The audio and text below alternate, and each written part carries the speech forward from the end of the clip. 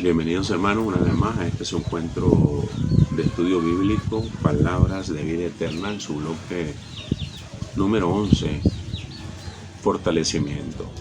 El tema que vamos a compartir el día de hoy lleva por título La hermana muerte, segunda parte. Invoquemos pues al Espíritu Santo diciendo, en el nombre del Padre, y del Hijo, y del Espíritu Santo. Amén. Ven Espíritu Santo, llena los corazones de tus fieles y enciende en ellos el fuego de tu amor. Envía, Señor, tu Espíritu y renovarás la faz de la tierra. Oh Dios, que has iluminado los corazones de tus fieles con la luz del Espíritu Santo, concédenos que, guiados por el mismo Espíritu, sintamos con rectitud y gocemos siempre de tu consuelo. Por Jesucristo nuestro Señor. Amén. El tema de hoy, penúltimo del último bloque del primer libro, Palabras de Vida Eterna, lleva por título La hermana muerte, segunda parte. Antes, como siempre, queremos enviarle un saludo, un abrazo muy afectuoso a todos los hermanos que colaboran en la página del Facebook de la parroquia San José Obrero, especialmente a nuestro hermano Rolando, y también saludar a todos y cada uno de esos más de 15,000 seguidores que ya tiene la página. Bendiciones a todos y cada uno de ustedes en cada hogar. El encuentro con la hermana muerte será tarde o temprano. Ninguno de nosotros puede escapar de él. Por eso debemos recordar esta sentencia de Santa Teresa de Jesús que nos decía, mira que Dios te mira, mira que te está mirando, mira que te vas a morir, mira que no sabes cuándo. Hay que prepararnos, hermanos, para ese encuentro personal con la hermana muerte. Una noticia, nuestro boleto para la eternidad ya está pagado y reservado, pero la pregunta es, ¿qué le hemos echado a la maleta de nuestro equipaje? Cuenta una historia que dos jóvenes iban en un avión con sus maletas rumbo a cierto país. Uno de ellos enseñaba gozoso el contenido del maletín con un diploma de graduación con honores que le valió el regalo de ir de paseo a esa ciudad donde sus familiares lo esperaban con toda la alegría del mundo. El otro joven guardaba celosamente su maleta sin mostrar absolutamente nada. Al llegar al aeropuerto, el primer joven bajó y lo recibió su familia, muy alegre, y todos se fueron muy contentos. Pero el segundo joven lo recibió la policía antinarcótico con todos y sus perros, porque el maletín iba lleno de drogas. El día de nuestra muerte, hermanos, nos recibirán o nos rechazarán en el cielo, dependiendo de lo que llevemos en nuestra maleta. Y la pregunta es, ¿de qué estoy llenando la maleta de mi vida? Recordemos que a Dios nadie lo engaña. La carta a los Gálatas, capítulo 6, versículos del 7 al 8 nos dice, no se engañen, nadie se burla de Dios. Al final cada uno cosechará lo que ha sembrado. El que siembra en la carne y en la propia cosechará de la carne corrupción y muerte. El que siembra en el Espíritu cosechará del Espíritu la vida eterna. Estamos sembrando caridad, estamos sembrando amor, estamos sembrando buena obra o estamos sembrando la cizaña y el pecado. Recordemos que eso vamos a cosechar sin poder engañar al Señor. Al hablar de la hermana muerte es difícil porque vienen a nuestra mente todos los seres queridos que hayan partido a la presencia del Señor. Ante esta pérdida, todos pasamos por un proceso natural. Primero, rechazamos el hecho, nos parece que es mentira. Segundo, reclamamos y nos preguntamos por qué.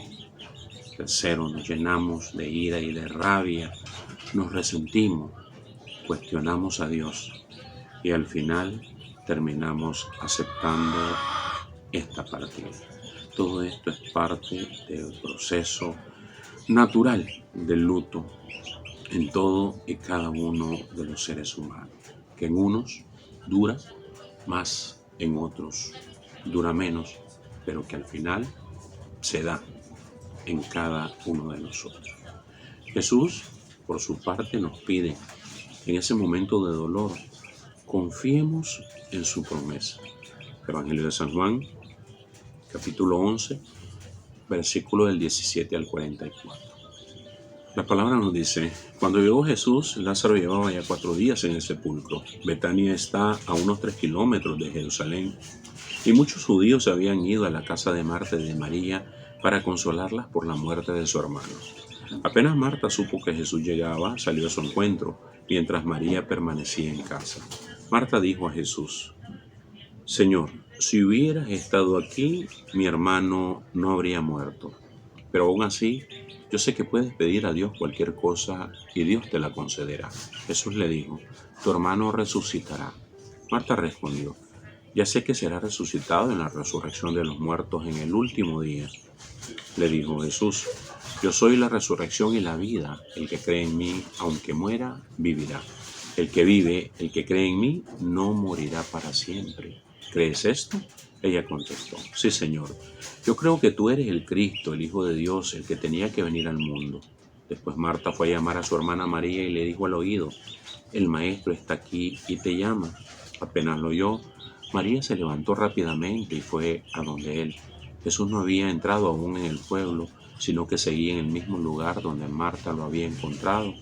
Los judíos que estaban con María en la casa consolándola al ver que se levantaba prisa y salía, pensaron que iba a llorar al sepulcro y la siguieron. Al llegar María donde estaba Jesús, en cuanto lo vio, cayó a sus pies y le dijo: Señor, si hubieras estado aquí, mi hermano no habría muerto. Al ver Jesús el llanto de María y de todos los judíos que estaban con ella, su espíritu se conmovió profundamente y se turbó, y preguntó: ¿dónde lo han puesto? Le contestaron: Señor, ven a ver. Y Jesús lloró. Los judíos decían: miren cómo lo amaba. Pero algunos dijeron: si pudo abrir los ojos al ciego, ¿no podía haber hecho algo para que éste no muriera? Jesús, conmovido de nuevo en su interior, se acercó al sepulcro. Era una cueva cerrada con una piedra. Jesús ordenó: quiten la piedra. Marta, hermana del muerto, le dijo: Señor, ya tiene mal olor, pues lleva 4 días. Jesús le respondió: ¿no te he dicho, Marta, que si crees verás la gloria de Dios? Y quitaron la piedra. Y Jesús levantó los ojos al cielo y exclamó: te doy gracias, Padre, porque me has escuchado. Yo sabía que siempre me escuchas, pero yo lo digo por esta gente, porque así creerán que tú me has enviado. Al decir esto, gritó con fuerte voz: Lázaro, sal fuera. Y salió el muerto. Tenía las manos y los pies atados con vendas y la cabeza cubierta con un velo. Y Jesús les dijo: desátenlo y déjenlo caminar. Palabra de Dios.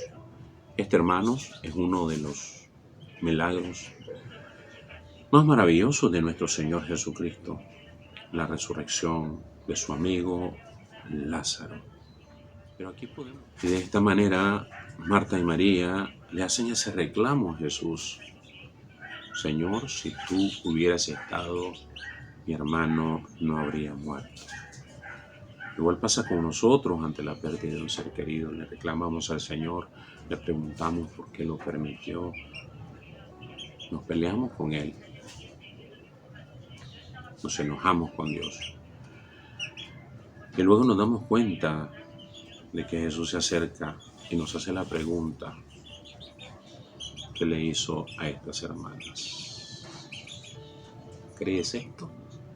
Creemos en la resurrección, creemos en la vida eterna, creemos en que un día nos encontraremos con esos seres queridos en la presencia del Señor. Y esa fe nos mantiene a flote en medio de este dolor, en medio de esta pérdida. Nosotros, como católicos cristianos, debemos creer en la resurrección, como lo expresamos en la oración del credo cada domingo en la Eucaristía. Debemos creer que la vida aquí no termina, que la vida aquí trasciende a la presencia del Señor, que cuando morimos simple y sencillamente abandonamos este mundo material para ir a la presencia de Dios en ese mundo espiritual, y que el Señor siempre está con nosotros. Y una cosa más, sí hermanos, se vale llorar y expresar nuestro dolor como lo hizo Jesús. Este versículo, que es uno de los más pequeños en las Sagradas Escrituras, es impresionante. Juan 11:35. Y Jesús lloró. Es impresionante porque el Creador llora por la criatura. El Dios Todopoderoso, el Dios Omnipotente, el Dios Omnisciente, el Dios de amor y misericordia, llora por su amigo Lázaro. Y ese llanto no es por falta de fe, sino como muestra de amor. Por lo tanto, hermanos, se vale llorar. Y haga a un lado a ese hermano que se acerca a usted. Cuando usted está llorando por la pérdida de un ser querido, le reclama y le dice, tú no tienes fe, hágalo a un lado. Porque Jesús no lloró por falta de fe, lloró como muestra de amor. Y si nosotros lloramos, no es porque no tengamos esa fe, sino porque amábamos y amamos aún a ese ser querido que está separándose de nosotros y que hace sufrir nuestro corazón y derramar nuestras lágrimas. El Señor nos pide, pues, hermanos, que no perdamos las esperanzas, como aquellas personas que no tienen fe, que no conocen a Dios, que no esperan nada del Señor. Nosotros confiamos en su palabra. Y la primera carta a los tesalonicenses, en el capítulo 4, versículo 13 al 18, nos dice, hermanos, deseo que estén bien enterados acerca de los que ya descansan. No deben afligirse como hacen los demás que no tienen esperanza. ¿No creemos que Jesús murió y resucitó?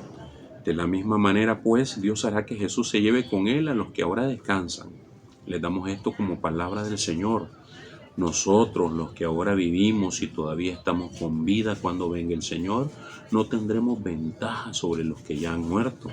Cuando se dé la señal por la voz del arcángel y la trompeta divina, el mismo Señor bajará del cielo y primero resucitarán los que murieron en Cristo. Después nosotros, los vivos, los que todavía estemos, nos reuniremos con ellos llevados en las nubes al encuentro del Señor allá arriba y estaremos con Él para siempre. Guarden pues estas palabras y confórtense unos a otros. Palabra de Dios. Y esto es lo maravilloso del Señor.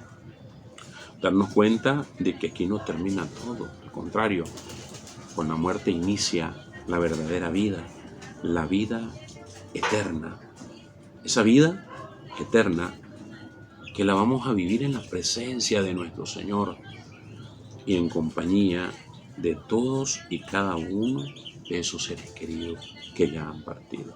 ¿Se imaginan pues esa felicidad, ese encuentro en la presencia del Señor, no en este cuerpo, sino en espíritu y en verdad?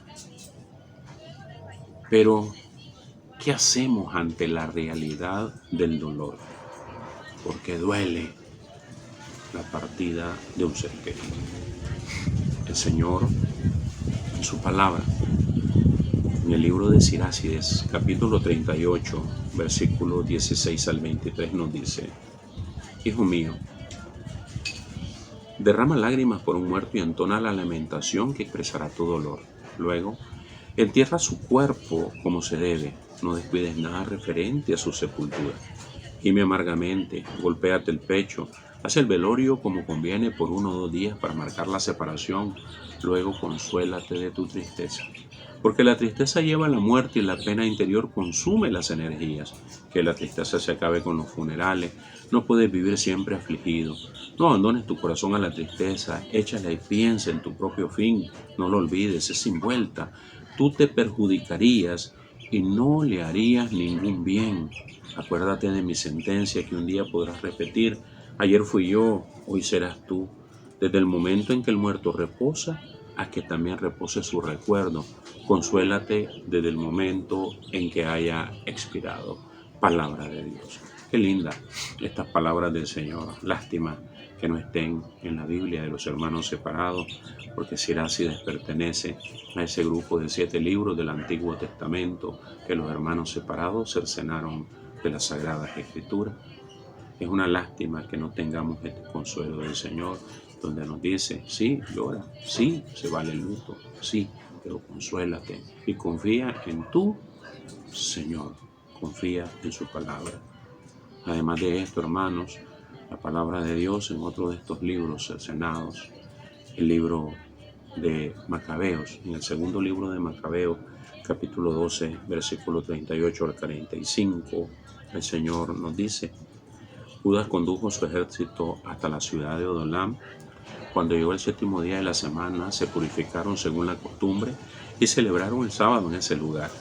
Al día siguiente no se podía esperar más para levantar los cadáveres de los que habían caído en el combate, y los hombres de Judá fueron a sepultarlos con sus parientes en las tumbas de sus padres, y se encontraron con que bajo las túnicas de cada muerto había idolitos de jamnia, lo que está prohibido a los judíos por la ley. Todos pues comprendieron que este era el motivo por el que esos hombres habían sucumbido. Entonces bendijeron el comportamiento del Señor, justo juez, que saca a luz las cosas ocultas, y le pidieron que el pecado cometido fuera completamente borrado.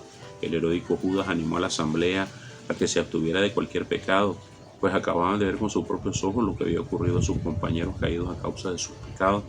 Luego efectuó una colecta que le permitió mandar a Jerusalén unas 2000 monedas de plata para que se ofreciese allí un sacrificio por el pecado. Era un gesto muy bello y muy noble, motivado por el convencimiento de la resurrección, porque si no hubiera creído que los que habían caído resucitarían, habría sido inútil y ridículo orar por los muertos. Pero él presumía que una hermosa recompensa espera a los creyentes que se acuestan en la muerte. De allí que su inquietud fuera santa y de acuerdo con la fe. Mandó pues ofrecer ese sacrificio de expiación por los muertos para que quedaran libres de sus pecados. Palabra de Dios. Y este es el sacrificio que podemos hacer nosotros por el alma de nuestro Dios. Ofrecer el sacrificio del Señor mismo, la Eucaristía. Hermanos, no existe misa de muertos.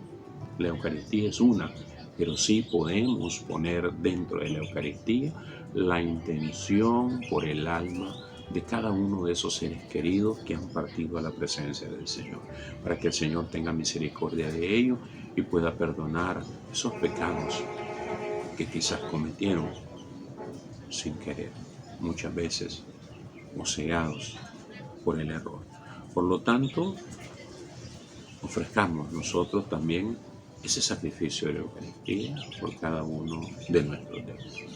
Por otra parte, la Santa Madre Iglesia, la Iglesia Católica, cuenta con una serie de símbolos que nos ayudan a aceptar la tragedia y la partida de un ser querido. El primero de ellos es el velorio. En la vela, la familia expresa el dolor y ahí mismo los amigos acompañan a la familia en un solo cuerpo, como diría el apóstol San Pablo en la primera carta a los Corintios, capítulo 12, versículo 26.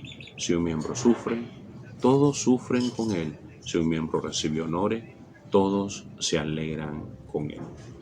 Luego también tenemos este otro símbolo, los 9 días.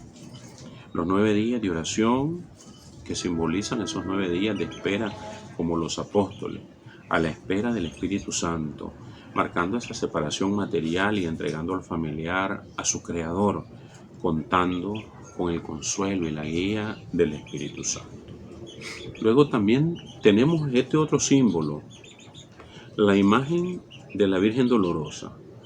Esa Virgen María,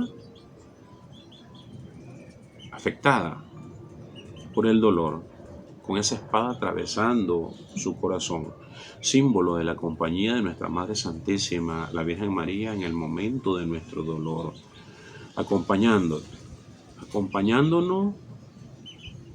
porque sabe lo que es perder un ser querido, perder a su hijo, e intercediendo por nuestro difunto y por nuestra familia delante de nuestro Señor Jesucristo. El otro símbolo, hermanos, que se utiliza es ese vaso con agua. Ese vaso con agua que es el símbolo de vida y de vida eterna, que representa el agua viva que solo nos puede dar Jesús, que representa el agua de nuestro bautismo, esa agua que clama, que grita, que le pertenecemos a Dios, como dice el profeta Isaías en el capítulo 55, versículo 1. A ver ustedes que andan con sed, vengan a las aguas, no importa que estén sin plata, vengan, pidan trigo sin dinero y coman, pidan vino y leche sin pagar. Palabra de Dios. Esa fuente de agua viva que es nuestro Señor Jesucristo. Esa agua que representa el agua de nuestro bautismo, por medio del cual nos consagramos a Dios, por medio del cual nos convertimos en hijos de Dios. Romanos capítulo 6, versículo 4 nos dice: por este bautismo en su muerte fuimos sepultados con Cristo, y así como Cristo fue resucitado de entre los muertos por la gloria del Padre, así también nosotros empezaremos una vida nueva. Palabra de Dios. Otro de los símbolos que utilizamos ante la partida de nuestro ser querido es esa vela encendida. Esa vela que representa la luz y la salvación, como dice el Salmo 27, versículo 1. El Señor es mi luz y mi salvación, ¿a quién he de temer?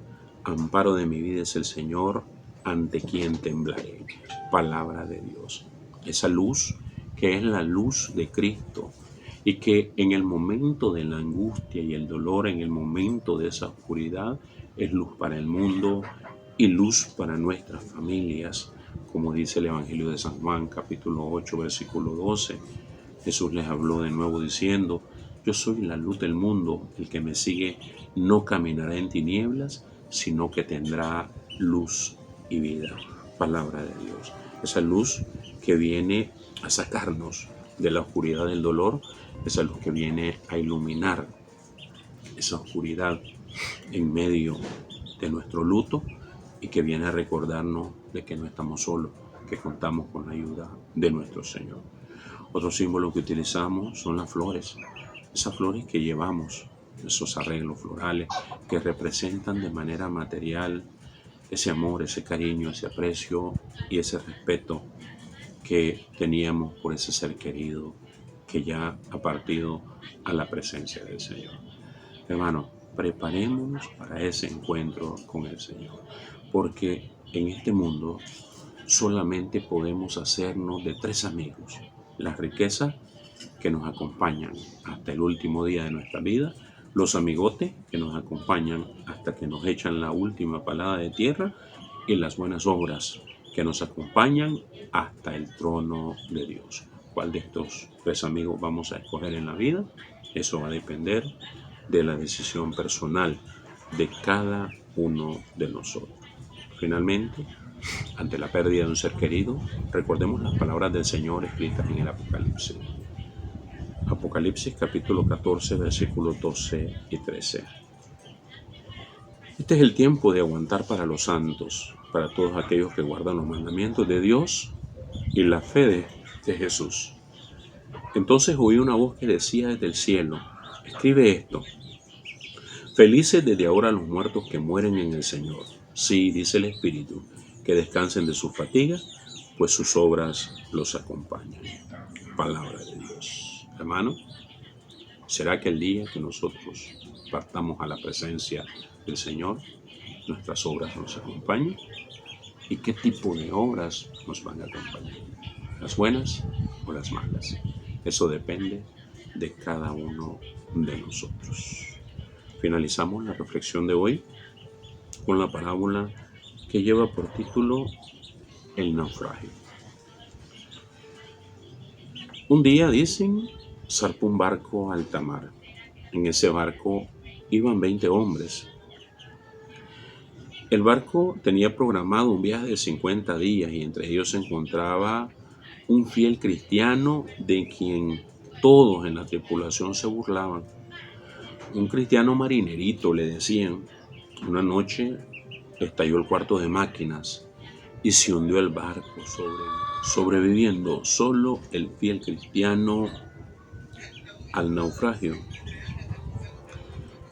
El único sobreviviente de un naufragio estaba sobre una pequeña isla desierta y estaba orando, pidiendo a Dios que lo rescatara. Todos los días revisaba el horizonte buscando ayuda, pero la ayuda nunca llegaba. Ya cansado, empezó a construir una pequeña cabaña para protegerse y proteger sus pocas pertenencias. Un día se fue a pescar y regresó corriendo al ver que se quemaba su choza y no pudo salvar nada. Después de haber perdido todo, anduvo vagando en la isla como sonámbulo, sin esperanza.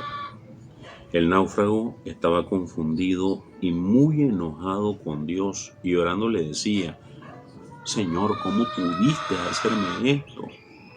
¿Cómo pudiste permitir que mi choza se quemara? Y se quedó dormido sobre la arena. Temprano a la mañana siguiente, escuchó asombrado la sirena de un buque que se acercaba a la isla. Venían a rescatarlo.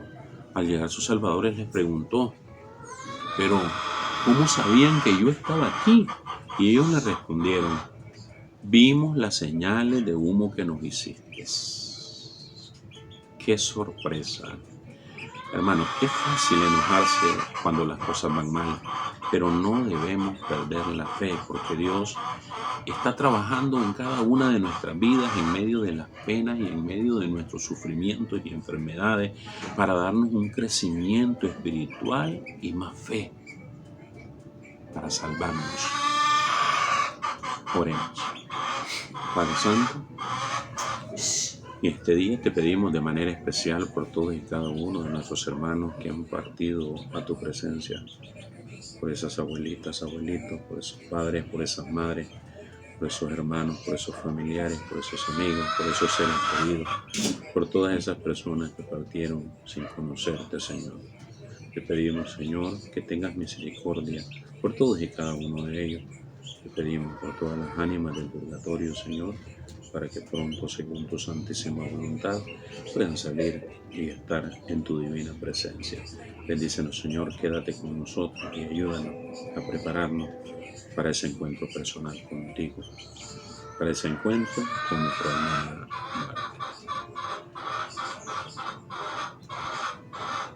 Dulce Madre, no te alejes, tu vista de mí no apartes, ven conmigo a todas partes y solo nunca nos dejes, que nos protege tanto como una verdadera madre. Haz que desde el cielo nos bendiga, Padre, el Hijo y el Espíritu Santo. Amén. Paz y bien, hermanos.